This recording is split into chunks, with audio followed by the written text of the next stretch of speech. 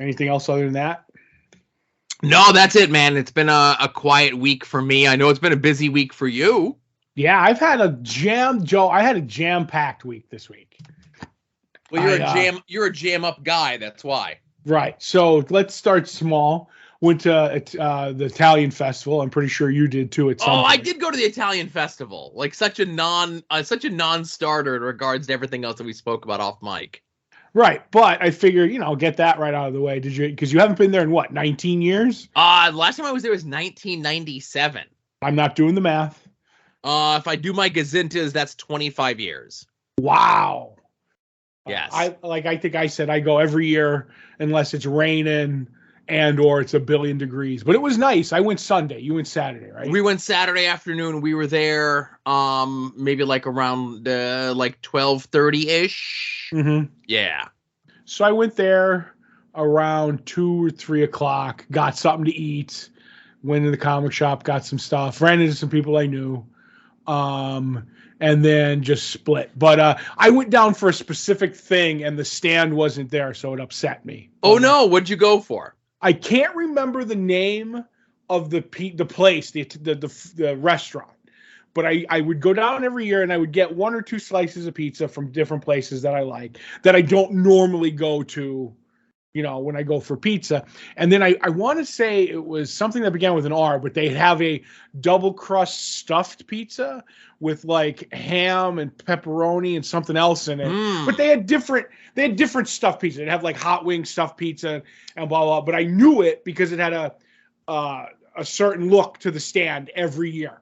And I went around twice to make sure, and it wasn't there. So I ended up getting just pizza at different stands, and then I ended up finding a lemonade stand that had peach lemonade, and I was like, I got to try some of that. And while I was getting my peach lemonade, there was a nice couple that were in front of me yelling at the young lady getting the lemonade, whatever flavor they got, it doesn't matter.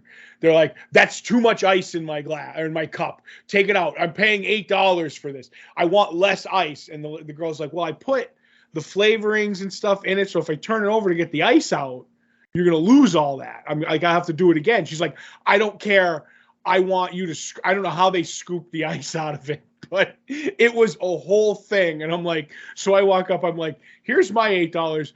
I would like a peach lemonade, and I don't care how much ice you put in it, as long as it's the right flavor that I want. That's the only thing that I'll get mad at. And the girl started laughing. And I was like, that was a bit much. And she goes, yeah, we get some interesting people with this stuff. So, but it was delicious. The peach lemonade was delicious. Yeah, so like we did like one walk around because it's just like, the square in Scranton, it's not like a huge thing. Right. So just walking around just to see what they had, like what sort of wares, Right. And there was nothing really that jumped out at me that was like, oh, I need to try this. Right. Asa got pierogies. Again, that's the one guarantee that he'll always eat. Right. He was looking like, where's the Wegman stand? Right. Yes. April tried like 3 different desserts and hated them all. Okay.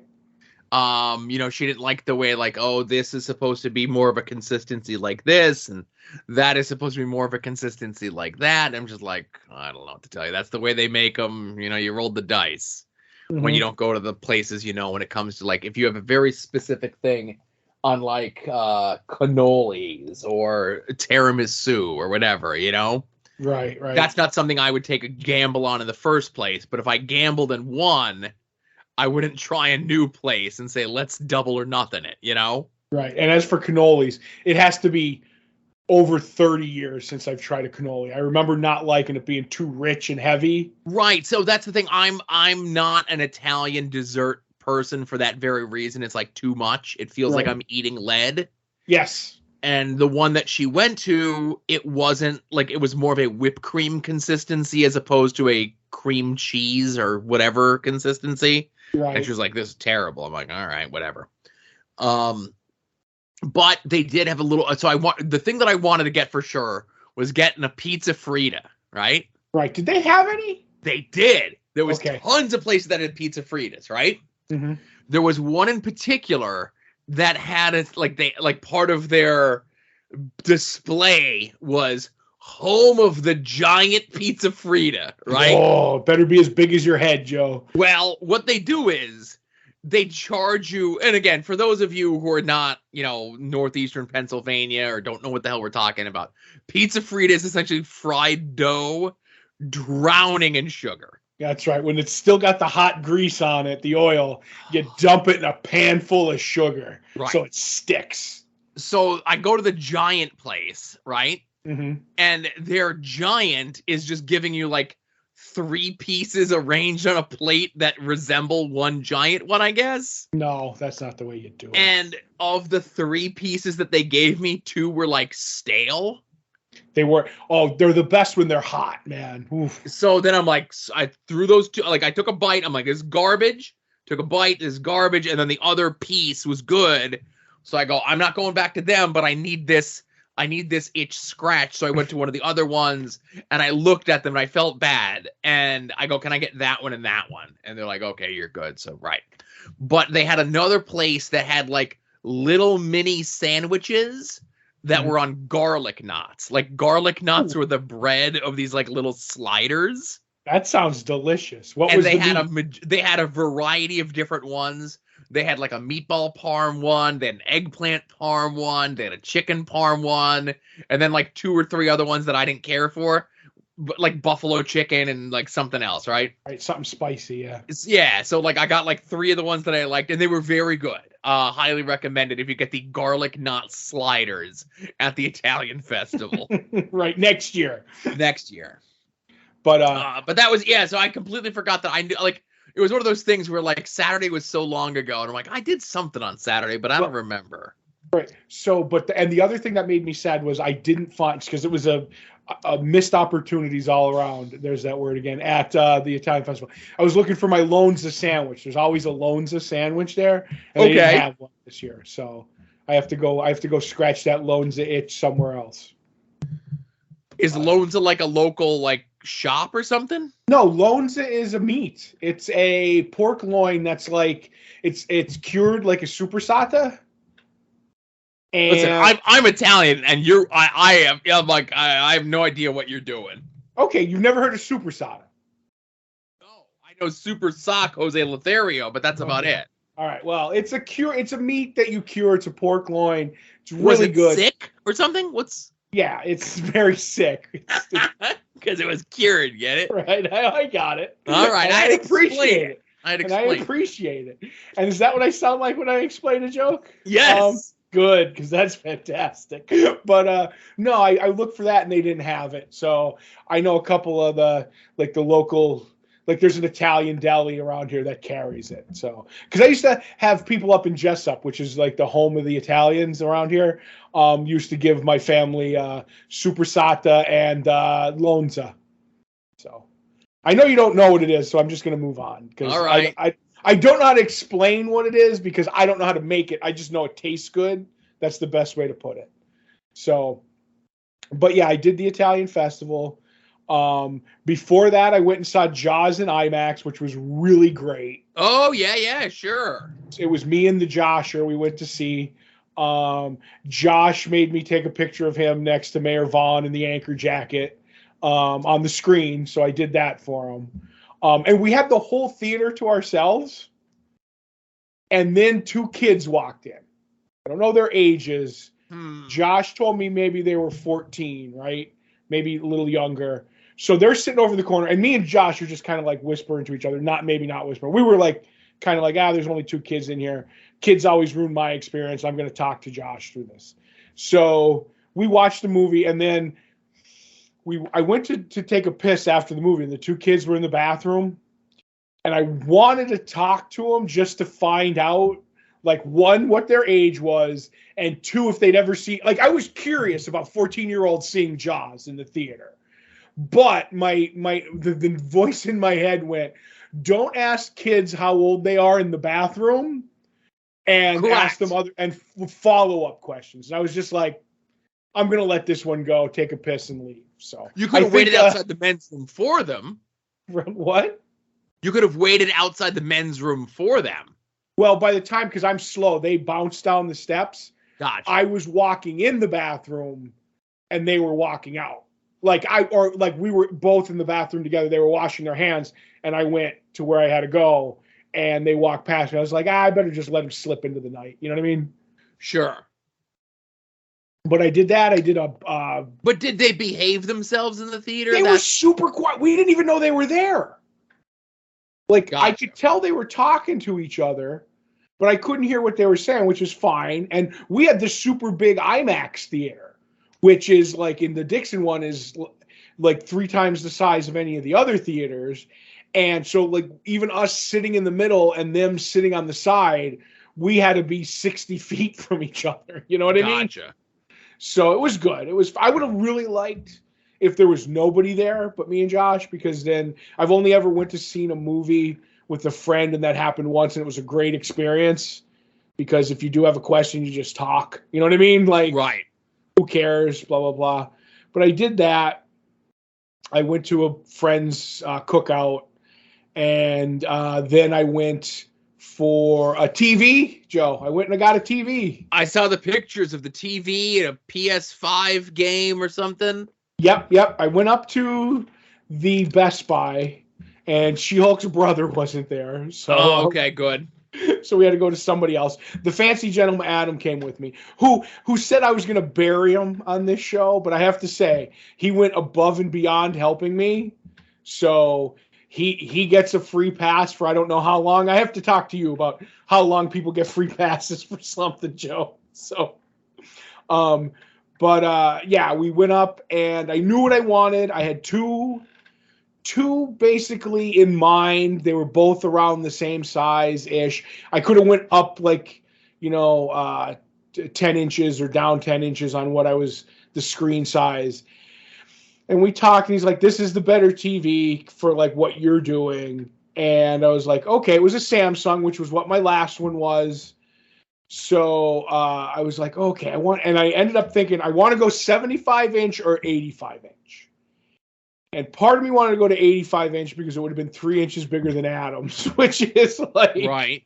Part of the thing. To rub it in, sure. Right. But the guy goes, okay, you had your mind on the 85-inch. And I said, yeah. He goes, that's X amount of dollars. The 75, which is only, 10 inches smaller, which is still 15 inches bigger than my last TV. He's like, if we buy that one, I have PS5s in stock. And Adam was like, you have PS5s here? He's like, yeah, like they're in the back. I don't know if they had them out on the floor or whatever. He's like, but I can get them one. And I was like, is it the disc one or the non-disc one? He's like, the disc one. I said, okay. And he goes, and if you go down to the 75, he goes, it'll still be the price you're paying for the 85, which was in your budget, but now you'll have a PS5. You know what I mean?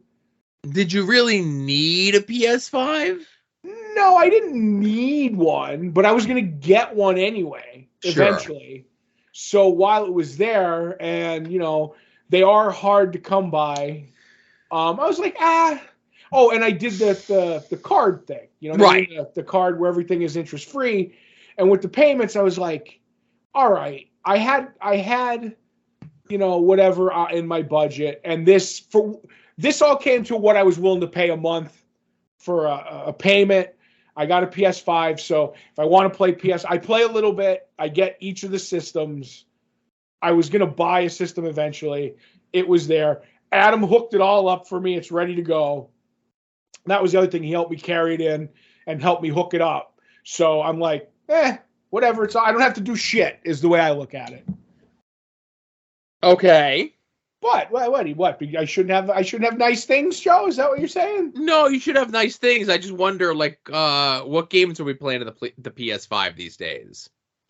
Well, there's nothing that I want to play right now. Okay, well. But that I own. First of all, I don't own any PS5 games. But I would play a remastered Grand Theft. I'm addicted to Grand Theft Auto. And there's a PS5 updated versions of one of the best games ever. I think it was Grand Theft Auto 5, yeah. And they're like, for $20 it's up, whatever, upgraded to the PS5. I'm like, for $20 I'll pick that up and I'll play that again. and then whatever Batman and or the new Grand Theft Auto game, whenever that comes out, and I'll go find something. It's not like it's just going to sit there forever, or it might. Who knows? Yeah, listen, I'm not counting your money. I'm just like, I don't know. I'm glad you have time to play video games. I'm very proud of you. Joe, I have time to do like when I remember this one time. We were doing a thing for the show, for the main show, the comic show. And it was like, what was your favorite Garth Ennis title? And I was like, oh, was it Hellblazer or was it Preacher? It ended up being Preacher. But at the time I wasn't sure because I hadn't read them in a long time. And when we came back to like the next week, that was the poll for the listeners. You were like, oh, so which one did you decide? I said, well, I sat down and I read both of them over the last week. And you were like, Preacher's 60 issues with specials and miniseries, and his run on Hellblazer was about the same. And I'm like, yeah, I have no wife. I have no kids. I work for myself in an office. If I want to sit and read 10 issues of a comic in a row, I need to fill up time where I think, Joe, and that's a bad thing. All right. So, Joe trying to make me not get a PS5. I'm just concerned. I'm like, oh, what's hot on the PS5 that Todd's getting one, you know? Yeah, it's just to get one. I hear, too, I don't know if this is 100% true, that what's going on, they are going to be bumped up in price, too, soon. You know what I mean? Gotcha. That's Sony was like, oh, yeah, the X amount price of now is like, that's going to change. And I don't know how much it is. But even if it's $50, I got in on the ground floor, Joe. Right. So you said Adam set everything up for you, and if you said it, maybe I missed it. Is it hung on the wall, the new TV, or is it like on a stand? How do we do it? I had an old TV stand, so it's just sitting on it, not like on the wall, or some of the TV stands have bars on the back that you bolt the TV to. This just has a middle stand that's on it. And that was part of my other, because it's a 3-level, it's only about maybe 2.5 feet high off the ground, but all the levels are glass. So I had to find out what my old TV weighed to see what would happen when I bought a 75-inch. But and then I actually found a site online that was like, do you have tempered glass? We'll do the thickness and the width and the length, and we could tell you how much you can put on it. So I was like, I had to do that too, or I was going to have to buy a whole new TV stand or something. But I just have it on a TV stand. Measuremyglass.com, maybe? I don't know. I bookmarked it.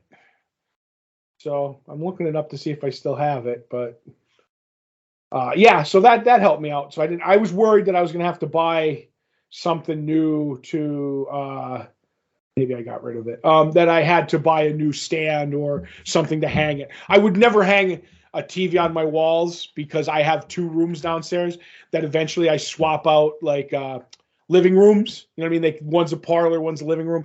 I could do whatever I want. I don't want anything permanently affixed because I'm thinking about doing some remodeling or moving stuff, and I don't want to, you know what I mean, make something permanent. Right. So as a bachelor, I could do whatever I feel like with this house. You certainly could. That's right. Was there something else? So you have your TV set up, you have your PS5 and no games for it. Right. Well, there's games preloaded on it. I have to play those, I have to see what's on there. So But I've been busy, Joe. I've been busy. Well, so that's the other thing to ask what you've been busy with. And I figure we could talk about it more here than anywhere else. You started watching Sandman on Netflix? Yes, and I finished it. Wow, look at you again. Going back to the Garth Ennis stuff from before. Well, what happened was, like I said, this was my show. You know what I mean? I didn't want to watch it on the computer screen. And I like the fact that the smart TV came preloaded with it has a Netflix button on the remote, Joe. Oh, look at that. Right? And the other thing, just to get on the TV for one last thing, is Adam's like, oh, it can't, like the remote's working. I was looking for the batteries. I couldn't find them. The remote's just working. So the batteries are in it. And I looked at it that like a day or two later, it like fell over upside down, and it has solar panels on the back. So there are no batteries. Holy shit, that's amazing. Yep. So I was like, oh, okay, that's cool. And it has an Amazon Prime Video button too. So as soon as I did that, set it up, I was like, all right, I'm going to watch Sandman. And I watched maybe the 4 or 5 episodes, everything up to the sound of her wings in one shot. And I was like, I'm saving that because I'm tired for the next one. And then I watched the next in 2 nights. It was like, here's 4 episodes, here's 4 episodes, and then here's 3 episodes. And I'm done. And I may have really, really, really enjoyed it. How far did you get, Joe? Well, no further than I think when I had tweeted out, I think last Wednesday, that I was getting ready to watch the Diner episode with John D. So you did watch that one? I did watch that one, yes. I'm a big fan of the sound of her wings, like the issue and everything. But that, even with the changes, that Diner episode is some of the best TV I've ever seen. That was amazing. What did you think? Yes. Very good. It's one of these things where I'm worried I'm going to get too caught up in my own head. And we could talk about it since you watched the whole thing and I haven't. Mm-hmm. And Adam and I talked about this before we recorded At Odds last week, so I know it's not out there. In that, you're adapting a 35 plus year old comic book in some cases. You're adapting not the entire thing, but a good chunk of it for a 11 episode TV show, which clocks in about 45 to 50 minutes an episode. And like already from the start, like things are like, we changed it from Morpheus being trapped in the basement for 80 years to 100 years. We're mixing up the order in which he goes and gets his tools back. Like little things like that, no big deal. But then you also forget that when Sandman first started, it was a DC Comics book. So it had like DC comic characters in it, like the Justice League and Justice League villains and stuff, right? Yep. So they then have to go and take, which is like a crucial part of his origin, the stuff with the Ruby and the Diner and Dr. Destiny, a Justice League villain. How are we going to get that into the TV show without paying, like using that character, which I assume is off limits, right? Right. And I thought they did a really good job of it. So a lot of it is me watching the show and kind of trying to line everything up with the book. But the stuff that they hit from the book is so spot on. Yep. And so perfect and updated in a way that doesn't detract or make the original material any less special. Like this is its own thing. And it doesn't come off as like a cheap copy or a cheap tribute or something else like that. Like people that have never read the comic and are just watching the show are enjoying it. People who only read the comic once, like fools, are enjoying it. People that have read the comic multiple times, like you and I, are enjoying it. And to be able to hit like all of those parts on a show like this of something that I'm sure has been in developmental hell for at least 20 years. Yep. For them to wait and not just rush something out so there's something out, but to wait so that it works and it's good, Yep. Though I will say, Joe, like, I don't know how much you remember because you were saying stuff. The order they went and got the tools in, that's the same order they went in the book. Why did I think he got the Ruby? Why did I think he got the helm second or last? Why did I think he got the helm? Like, why am I thinking that the Ruby was first, then the sand, and then the helm in the comics? I don't know, because the Ruby is the end of the first trade. Yeah, so the Ruby would have to be last. No, but I thought he goes to hell like after the first trade. No. Okay. He goes to hell in the first trade to go get the helm. Right. He goes back for Seasons of Mist because he's invited by the devil. That's okay. So that's where I was getting confused with it. The devil, and I'm not spoiling anything because the devil even said, Lucifer says something in an episode you haven't seen yet. You know what I mean? Yeah. Like, I have a plan, and the plan is the thing that Lucifer does in Seasons of Mist. So that's why you're thinking he goes back. But no, he goes and gets all his tools in the very, that first storyline. For some reason, I thought it was different, and it's that Seasons of Mist tripping me up. Yep. But I mean, I won't say anything. The plan Lucifer has is absolutely fantastic. But I will say I loved it all. If I could break into whoever's home and get that helm, I'd want one. Right. I saw you tweet at Dave McKeon that it got dropped off at his house, Yep, because I guess, like he says, it had to be come over and I had to see it. And it was him wearing it in the picture, which I thought was fantastic. Right. And I'm like, oh, that would have never left. That would have been like, helm? What helm? No helm ever came to my house. But overall, I loved it. That the diner scene was amazing. I'm gonna say this, and it's not. When you get to the woman who plays Death, she's amazing. She's great. She has that charisma that Death should have. But and this is only me now, I dream booked Jenna Coleman as Death my whole life since she's been on Doctor Who and everything. So her being in the show, it just hurts me. And do you know what I'm saying? Not that, because I love her as Joanna Constantine, because she's got the John Constantine attitude. I'm 100% fine with that. And the Death is good. I kind of wish they were swapped, but I have to live with it, if that makes any sense. And just, I wish, like, as my whole life, the whole, like, doing the production of the show, I was like, Jenna Coleman would be the perfect Death. But that being said, so I'm fine with all that, just slightly disappointed at the most. But the thing I don't like about the whole show is Patton Oswalt as the voice of Matthew. I'm tired. I'm literally tired of every comic book property having Patton Oswalt somehow in it. As a voice. Right. Or just because he's a fan. You know what I mean? I think he's one of the greatest stand-up comedians of our generation. But I do not need him as Matthew. I think of it totally hysterical when I hear Patton Oswalt's voice. And Matthew the Raven is more wry to me, if that makes any sense. He's more cutting with his wit. Yes. So I don't know. I do not like that. So I live with it, but what are you gonna do? Right. What you can't do anything. I can't. I'm gonna do my own voiceover for Matthew the Raven.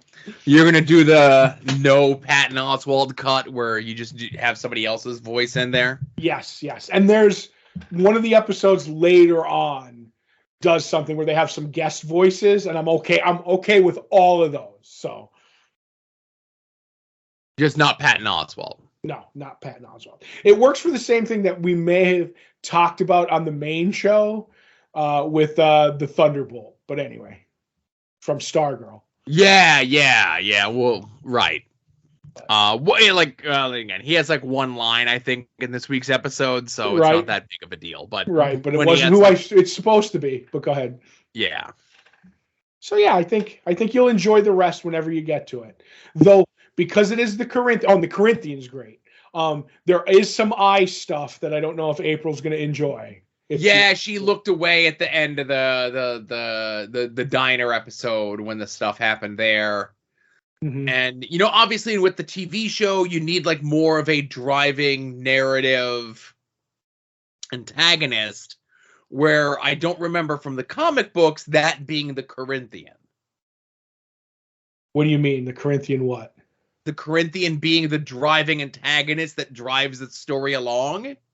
Right. It's that I'd have to go back and remember, but I remember the Corinthian, like he is a part of certain stuff. I don't think he was all the way from the beginning of the comic, though. That's the one thing, but it works because then it goes into A Doll's House, which is the second half of the the 10 episodes, and he's big in that. So okay.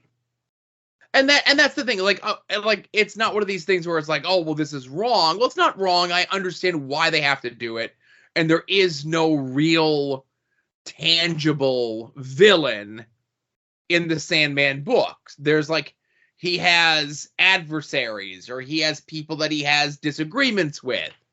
Mm-hmm. But again, there's no like what would be classified as a bad guy. And that had to be the Corinthian, and I completely understand why, whether it be right, visually aesthetic, or however you want to slice it. But yeah, I don't remember, definitely from the comics, he was not there from the beginning helping Crowley figure out ways to keep. Oh, definitely not. But it was definitely the beginning that he had kind of gone on his own, I think, and Dream was looking for him, right, and got snapped up. But yeah. So I don't know. Like I said, I think the Corinthian, was the visually good villain. That would be it. And when you say there's no villain in Sandman, I 100% agree, because half the stories, Sandman's the villain. That he doles out the punishment, if you will. And he's like, and not to give too much away, but if you watch the whole, I mean, to anybody who would be seeing issues that haven't been made yet, episodes that haven't been made yet, he's almost his own worst enemy, Sandman. So that's the way I look at the character, anyway. Yeah, and you could definitely get from the TV show, even in the comics, that he definitely like grows as a person thing, as an entity. Yes, literally, like as you watch it, there's bits where they even say it's like Sandman from like Morpheus from 100 years ago would never have done what he just did. You know what I mean? Like, right. That being imprisoned for 100 years, like changed everything. Right. So. And obviously the TV show is a little bit more heavy-handed with that, where they have to come out and say, like, no, Sandman, no, Morpheus, don't do that. Just because you were imprisoned for 100 years, not all humans are bad. And, like, I'm exaggerating slightly, but the comic was a little bit more subtle when it came to those sort of things. Right, but me hearing the lines with you, because you're right, it was more subtle, but I just forgot how great of a writer Neil Gaiman was at that time, like, because he hasn't really done any comics since that. And then knowing, and I would never tell anybody who's never read the book, where like this thing happens in the background, or this character walks through, and like people are like, oh, that's a throwaway character, and you're like, nope, no, wait for 3 more storylines and see what happens with that. You know what I mean? Like, just the craftsmanship of him doing the story, and like I said, reading the companions and like seeing all the little things. Like, you'll understand this. The city that's in issue 50 of Sandman, Ramadan, the bottled city. Yep. If you go look in like issue 13 of Sandman, I don't have it down, but it's that early because it's 27 issues away. Sandman opens a chest, and that city's in there, because he would give like the artist whole scripts. He's like, go crazy on whatever you want. Like, I'm not going to tell you like every inch of what you have to draw for Sandman, but I need this, and this in the scene. And then do whatever else you want. And he would do that like every couple pages or couple panels, and all of it comes around again. And just seeing it in the beginning of the first like 10 episodes, I'm like, it is still, I'm a JLI guy, born and bred, but Sandman is the best thing that has ever been written in comics. Yeah. So and that's where I'll stop, where I could go here all night. You know what I mean? Right. I was going to say, we could go here all night. We're not gonna. I do have one more question for you. Okay. Again, I read nothing ahead of time. I didn't look at any casting stuff. I didn't look at any episode titles or anything like that. Is there a Hobgolding episode? Maybe. Well, I'm sorry. What was that? I said maybe. Do you want to know definitely? I'm asking you a pointed question of yes or no. Yes, there is definitely a Hob episode, and it's where it's supposed to be in Doll's House. Perfect. So, And the guy who plays Hob is really good. All right. And like I said, maybe you watched the show and this makes sense to you. Maybe you read the comic and this makes sense to you. Or maybe you watched or read neither and none of this makes sense to you. Hopefully our unbridled joy for the show and the property and the comic and the everything else is going to inspire you to go check out one or the other or both. And it made me realize how much Sandman merchandise I have, Joe. Except for that one thing that you said you're going to give the Davy Jr. So yeah, I'm going to drive that right down to Philly. Let me get on it. I'm going to listen when I head down there next time. I'll swing by your place, grab it, little smash and grab, and I'll just walk around Philly. Little Davy, Davy Jr. All right. Thanks, everyone. Hey, listening. This was episode 408 of Longbox Heroes After Dark. TeePublic Store, Patreon, Amazon affiliate link. You know all the rest. Thanks for listening. See you next week. Bye-bye. You're listening to the soon-to-be-named network, the Lamborghini of podcast networks.